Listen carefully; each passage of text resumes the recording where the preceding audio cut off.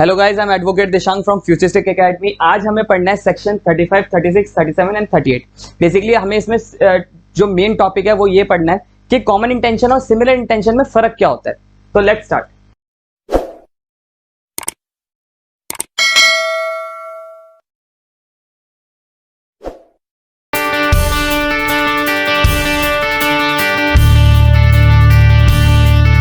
तो आज जो हमें इसमें टॉपिक्स करने हैं वो है similar intention. Basically similar intention की जो बात होती है वो सेक्शन 35 बात करता है। फिर हमें पढ़ना है कि कॉमन इंटेंशन और सिमिलर इंटेंशन में फर्क क्या होता है, दोनों में डिफरेंस क्या है। फिर हमें सेक्शन 36, 37 और 38 डिटेल में पढ़ना है। तो सेक्शन 35 क्या बात करता है? सेक्शन 35 सिंपल से ये बात करता है कि एन एक्ट, अगर कोई एक्ट क्रिमिनल इंटेंशन के साथ है, यानी कि वो एक्ट, एक पहली बात तो वो क्रिमिनल इंटेंशन के साथ होना चाहिए, ठीक है। डन विद द नॉलेज और इंटेंशन, यानी कि उसमें नॉलेज और इंटेंशन की बात होनी चाहिए, और वो सेवरल पर्सन के थ्रू होनी चाहिए, यानी कि दो या दो से ज्यादा होने चाहिए। Each of such person who joins in the act with such knowledge और intention liable for the same. यानी कि अगर मान लो, मैं आपको इसे एग्जांपल समझ जाता हूं। जैसे मान लो 1, 2 ये और मैं और मेरा दोस्त है, ठीक है। अब मान लीजिए अगर हम दोनों प्रायर मीटिंग ऑफ माइंड्स है तो सेक्शन 34 के लिए लायबल हो गया, क्योंकि दोनों में पहले तो डिफरेंस यही है कि आपका प्रायर मीटिंग ऑफ माइंड्स नहीं होना चाहिए। कॉमन इंटेंशन और कॉमन सिमिलर इंटेंशन में यही फर्क है कि कॉमन इंटेंशन में आपका प्रायर मीटिंग ऑफ माइंड्स होता है और सिमिलर इंटेंशन में प्रायर मीटिंग ऑफ माइंड्स नहीं होता। जैसे मैं आपको एक इलस्ट्रेशन से समझाता हूं। मान लीजिए मेरी अभी अभी एक किसी से लड़ाई होकर हटी है और मैं बहुत गुस्से में हूं, ठीक है। मैं अपने दोस्त से कहता हूं जा चक्कू लेकर आ, ठीक है। अब देखिए उसको पता है कि यह चक्कू का क्या काम करेगा, क्योंकि उसे नॉलेज है कि ऐसे गुस्से में है और अब सर्कमस्टांसेस से वो पता कर सकता है। कोई भी एक आम आदमी भी होगा, एक प्रूडेंट आदमी भी होगा, वो समझ जाएगा कि यार ये तो आज मारना चाह रहा है, ठीक है। वो मेरा दोस्त जाके चक्कू ले आता है और मैं उससे कोई क्रिमिनल एक्ट कर देता हूं। अब यहां देखिए हमारा प्रायर मीटिंग ऑफ माइंड्स था, आंसर इज नो।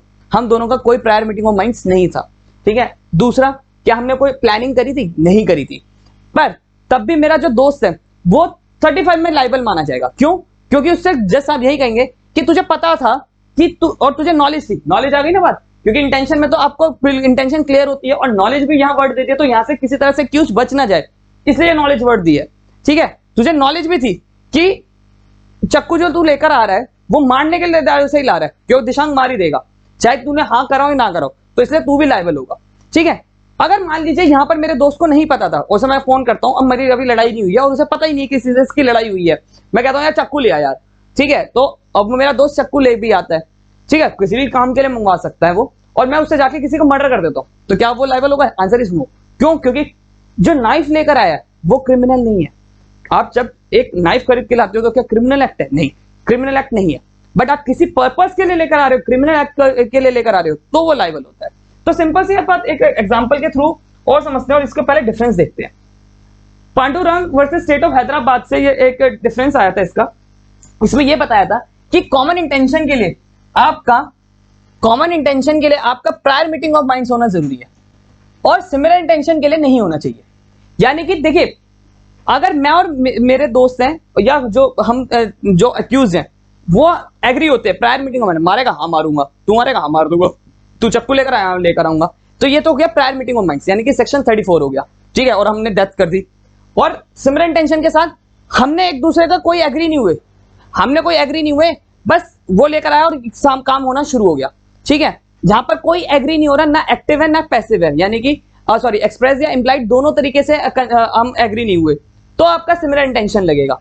वर्ड थोड़े कॉमन लगते हैं, कॉमन और सिमिलर, पर इनमें इतना फर्क होता है कि अगर कॉमन इंटेंशन तब लगेगा जब आपका प्रायर मीटिंग ऑफ माइंड्स होंगे, यानी कि पहले से दोनों एग्री होने चाहिए, दो या दो से ज्यादा। और सिमिलर इंटेंशन तब लगेगा जब आपका प्री प्लान्ड होगा, ठीक है, प्री अरेंज प्लान होगा। अब सेक्शन 36 समझते हैं। सेक्शन 36 समझने से पहले आपको एक एग्जांपल के थ्रू समझाता हूं। आपने जय भीम मूवी देखी होगी। जय भीम मूवी में क्या होता है, जो पुलिस वाला होता है, पुलिस वाला जो ट्राइब होता है उन्हें उठा के ले जाता है, उसमें एक आदिवासी होता है उसे उठा के ले जाता है, तो वो क्या करता है, उसे दिन रात मारता है और खाने को भी नहीं देता, ठीक है। अब यहां पर क्या वो दो एक्ट कर रहा है, जो एक पुलिस वाला जो होता है वो दो एक्ट कर रहा है। पहले तो वो उन्हें खाना नहीं दे रहा, ठीक है, किसको? ट्राइब को, ठीक है, और मारता भी चला जा रहा है। ये दोनों अलग अलग एक्ट है, ठीक है। अब देखिए एक बात बताइए, एक पुलिस ऑफिसर जब किसी को कन्फाइन करता है, किसी को बंदी बनाता है, तो उसकी ड्यूटी होती है कि उसका देख रखेगा करेगा। तो देखा जाए तो बीटिंग तो ऑब्वियस सी बात है क्रिमिनल ऑफेंस है ये आपका, अगर हम वैसे सेंस में समझे तो ये एक्ट आपका क्रिमिनल इंटेंशन यानी कि कमीशन तो हुआ, कमीशन वर्ड हुआ, ठीक है। और ये जो खाना ना देना ये क्या कर रहा है, ओमिशन कर रहा है, ठीक है। बट हमारे आईपीसी में चाहे कमीशन हो चाहे ओमिशन हो, दोनों का मतलब एक ही होता है। सेक्शन 32 में जब हमने डेफिनेशन क्लॉज करी थी उसमें हमने पढ़ा था कोई भी अगर आपका एक्ट ओमिशन होता है या आपका एक्ट कमीशन होता है यानी कि एक्ट होता है, ठीक है। कमीशन एक्ट और मतलब कमीशन और एक्ट का मतलब दोनों का सेम ही होता है, कोई भी हो तो वो इक्वली लायबल माने जाएंगे, ठीक है। अब एक बार डेफिनेशन से चलते हैं, फिर इलस्ट्रेशन से चलते हैं, फिर डेफिनेशन पे आते हैं। ए इंटेंशनली कॉजेज जेड डेथ, यानी कि ए जो है वो जेड को मारना चाहता है, और इसको मारने के लिए क्या करता है वो आधा, तो वही वाला एग्जांपल है कि खाना भी नहीं देता और मारता भी रहता है, और एक दिन क्या होता है वो आदमी जो जेड था वो मर भी जाता है, ठीक है। तो यहां पर उसने पार्शली आधा एक्ट करा, पार्शली दूसरा काम करा। तो देखिए सेक्शन 36 बस सिंपल सी बात करता है कि अगर आपने आधा एक्ट कमीशन करा है, आधा एक्ट आपने ओमिशन करा है, पर आपका इंटेंशन उसे मारने की थी, तो आप 36 में लाइबल हो, ठीक है। ये चीज फिर बात आता है सेक्शन 37 को समझने से पहले हमें इलस्ट्रेशन में जाना पड़ेगा, और आपको एक एग्जांपल के थ्रू समझाता हूं। जैसे मान लीजिए मैं एक कोई राजा महाराजा, उसमें क्या है कि ए जो एक सर्वेंट है उसको बोला है कि टीटीएस में तू मुझे खाना देगा, और एक बी एक्यूज है वो मुझे MWF में खाना देगा। अब मान लीजिए मैं अपने सर्वेंट्स के साथ, मतलब कोई भी ए और बी का इंटेंशन है कि वो दिशांक को मार देंगे, ठीक है। ए और बी का इंटेंशन है दिशांक को मार देंगे, बट अब ये दोनों जो है वो रेगुलर नहीं आते, ये आता है टीटीएस में आता है यानी कि ट्यूसडे थर्सडे सैटरडे आता है, और बी जो है वो मंडे वेडनेसडे और फ्राइडे आता है, ठीक है। तो ये दोनों डिसाइड करते हैं कि टीटीएस तो मैं दिशांक को जहर दूंगा, और बी जो होता है वो कहता है MWF में मैं दिशांक को जहर दूंगा। तो यहां पर देखिए दोनों कॉपरेट कर रहे हैं, यहां पर देखिए एक वर्ड भी लिखा है कॉपरेट, ठीक है। तो यानी कि दोनों कॉपरेट कर रहे हैं और इंटेंशन उनकी सेम है कि दिशांक को मार देने का। तो अब क्या होता है कि जब ये मुझे मार देते हैं, उसके बाद जज साहब को यही कहते हैं कि देखो एक दिन तो मैंने जहर दिया था, एक दिन उसने दिया था, तो मेरे जहर से वो मर सकता है, मैं नहीं मर सकता। वो कहेंगे आप दोनों जहर दे रहे थे ना, आंसर इज यस, तो आप दोनों इक्वल लायबल होंगे, ठीक है। तो बस ये सिंपल सी बात है, अगर को आप कॉर्पोरेट में भी कोई काम कर रहे हो, मतलब एक मिलजुल के कर रहे हो और रेगुलर में नहीं कर रहे, तो भी आप माने जाओगे। सेक्शन 38, अब सेक्शन 38 को समझाने से पहले यहां पर एक दो वर्ड आपको दिख रहे होंगे, grave and sudden provocation, culpable homicide और मर्डर, ठीक है। किलिंग का मतलब यहां पर अभी मर्डर ही मान लीजिए। अब देखिए क्या होता है, पहले तो आपको हमें यह समझना पड़ेगा कि इन दोनों में डिफरेंस क्या है। देखिए कल्पेबल होमोसाइड और मर्डर में दोनों में एक अंतर है, ये एक बहुत बड़ा टॉपिक है जो हम कल्पेबल होमोसाइड और मर्डर में पढ़ेंगे, पर अभी एक लाइन से समझते हैं।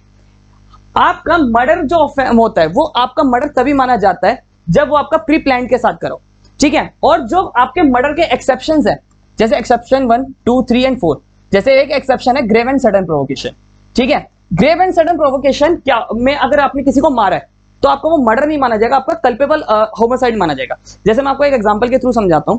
पहले तो हमें ये जानना है कि ग्रेव एंड प्रोवोकेशन होता क्या है। ग्रेव एंड प्रोवोकेशन ये होता है कि ऐसा कोई एक्ट जिससे आपने अपना सेल्फ कंट्रोल खो दिया सामने वाले की वजह से, ठीक है। जैसे आपको एक केस हुआ था, उसमें क्या था कि एक हस्बैंड अपनी वाइफ को बहुत गंदा वर्ड बोल देता है, ठीक है, और वो इतना गंदा वर्ड होता है कि वुमेन बर्दाश्त नहीं कर पाती, वो अपने पति को मार देती है उसी वक्त। अब जब ये चीज होती है, ये सुप्रीम कोर्ट में ये जब केस जाता है तो सुप्रीम कोर्ट कहते हैं कि वाइफ जो है वो मर्डर के लिए लायबल नहीं है, यहां पर कल्पेबल होमोसाइड के लिए लायबल है, ठीक है। अब कल्पेबल होमोसाइड में ये माना जाता है कि क्यों, क्योंकि ग्रेव एंड सडन प्रोवोकेशन ऐसी चीज होती है जिससे आप सेल्फ कंट्रोल खो दो। जैसे एक मूवी आई थी blackmail movie, blackmail movie Irfan Khan की मूवी थी। उसमें क्या होता है, वो अपने घर जाता है और अपनी वाइफ को किसी के साथ देखता है, ठीक है, और वो इमेजिन करता है कि यार मैं इसे मार ही देता हूँ, और वो ऐसे इमेजिन करने लग जाता है उसे मार रहा है, ठीक है, जान से ही मार देता है। मान लो सपोज उसको मार ही देता, तो वो मर्डर के लायबल नहीं होता, वो किसके लिए लायबल होता, आपका ग्रेव एंड सडन प्रोवोकेशन के लिए लायबल होता। क्योंकि ग्रेव एंड सडन प्रोवोकेशन एक ऐसी चीज मानी जाती है कि जिसके वजह से, ऐसा एक्ट माना जाता है जिसके वजह से आप अपना आपा खो दो, यानी कि आप अपना सेल्फ कंट्रोल खो दो, तब आपका ग्रेव प्रोवोकेशन लगता है कि आपने हो जाए। और पर ग्रेव एंड प्रोवोकेशन के लिए एक चीज बहुत जरूरी है कि ऐसा एक्ट जो बिल्कुल सामने वाले को गुस्सा दिलवा दे, ठीक है। तो यानी कि आपको सिंपल समझ आ गया कि कल्पेबल होमोसाइड वो चीज होती है जो आपका मर्डर के एक्सेप्शंस दे रखे हैं ना, वही आपका कल्पेबल होमोसाइड है। हालांकि इनमें ज्यादा फर्क नहीं होता, पर इनमें पनिशमेंट का फर्क होता है कि कल्पेबल होमोसाइड में आपका डेथ पनिशमेंट नहीं है और मर्डर में आपका डेथ की पनिशमेंट होती है। ठीक है, तो अब इसे हम सेक्शन 38 में आते हैं, क्या होता है इस पहले इलस्ट्रेशन से समझते हैं। ए जो है वो जेड को मारता है, जैसे मान लीजिए अभी इसको एग्जांपल से इरफान खान वाले एग्जांपल से लेते हैं। ए मान लीजिए इरफान खान है, ठीक है, इरफान खान जो होता है वो अपनी बीवी के बॉयफ्रेंड को मारना चाहता है, ठीक है, जेड है, ठीक है, उसके पास रीजन भी है किसका, ग्रेव एंड सडन प्रोवोकेशन का, ठीक है, वो उस पर हमला करता है, इरफान खान जो हमला करता है वो उस पर करता है ग्रेव एंड सडन प्रोवोकेशन के लिए। अब जो बी है, ठीक है, मान लो बी का जो था वो जो इरफान खान की बीवी का जो बॉयफ्रेंड था उसका पहले से उसके साथ कोई रंजिश था और वो वहीं पर ही प्रेजेंट था, वो उसे कुछ एड करता है, पर इसका यहाँ इंटेंशन बी का क्या है, मार देने का इंटेंशन है। यहाँ पर बी का इंटेंशन क्या है, मार देने का है जेड को, ठीक है, पर ए का इंटेंशन क्या है, आपका ग्रेव एंड सडन प्रोवोकेशन का रीजन है, ठीक है, कि इसे मैं मतलब एक उसके पास रीजन है कि इसे मैं मारूंगा, ठीक है। अब देखिए यहाँ पर क्या है, ये सेक्शन 34 का जस्ट उल्टा है।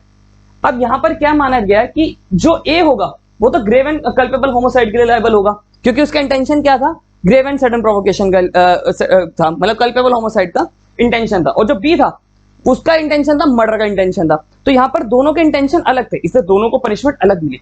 पर सेक्शन 34 क्या बात करता है कि सेक्शन 34 ये बात करता है कि अगर दोनों के इंटेंशन सेम है, ठीक है, पर उन्होंने काम चाहे कुछ करा ना करो, जैसे हमने एक एग्जांपल में पढ़ा था, उसमें 3 बंदे अंदर मर्डर करके आ जाते हैं, चौथा जो होता है वो बाहर खड़ा रहता है।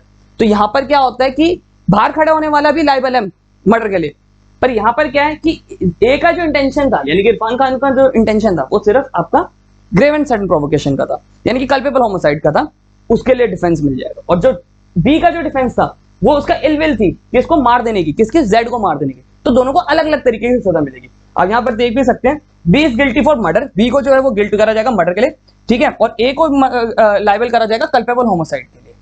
आज के लिए इतना ही। अगर आपको हमारी वीडियोस पसंद आ रही है तो चैनल को सब्सक्राइब करिए, साथ ही साथ में don't forget to ring the bell icon. और अगर आपको हमारी पीडीएफ नोट्स चाहिए नोट्स के, तो आप हमें फॉलो कर सकते हैं इंस्टाग्राम, फेसबुक और टेलीग्राम पे। Thank you so much.